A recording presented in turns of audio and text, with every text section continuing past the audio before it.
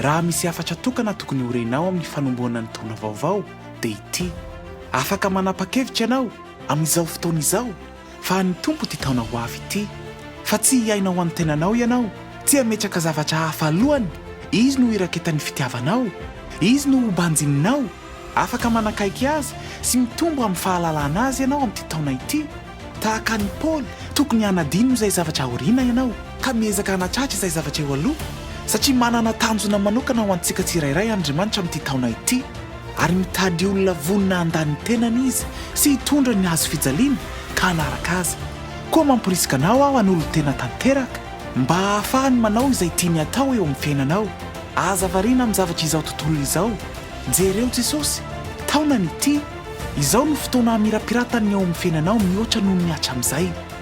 Ry namana, mety ve ianao? Vonina ve ianao? Satria mino aho fa te hanao zava-mahagaga eo amin'ny fiainanao Andriamanitra amin'ity taona ity.